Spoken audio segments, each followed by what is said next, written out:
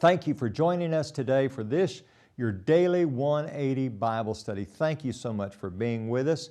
We're talking about how to come into a relationship with God. And we're talking about the importance of being a student of God's Word. God doesn't just reach down and grab us and force us to do something against our will. And He doesn't ask us to do things that are irrational. He doesn't ask us to make decisions based upon ignorance. He asks us to make rational decisions. And we see this in what we've looked at this week, the essentiality of faith, Hebrews chapter 11 and verse 6. The Bible is the source of faith, Romans chapter 10, verse number 17. It is the process of God teaching us through His Word, John chapter 6, 44 and 45, along with 2 Timothy chapter 3 and verse 16. And we see an example of that in the book of Colossians.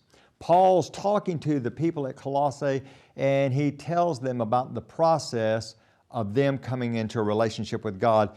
And notice what he says beginning at verse number 5. Because of the hope which is laid up for you in heaven, of which you heard before in the word of truth, the gospel. Did you get that? They heard about it in the word of truth, the gospel. Verse number 6, which has come to you as it has also in all the world and is bringing forth fruit, as it is also among you since the day you heard and knew the grace of God in truth. They heard it and they knew it.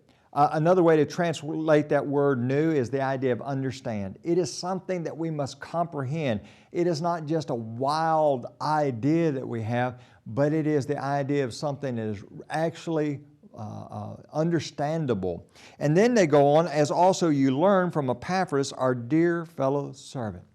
So the process of them coming into a relationship with God was a learned process. Now, when we talk about Christianity as a learned religion, that doesn't mean that it's cold or clinical or absent of all emotions, but it also means that it's rational.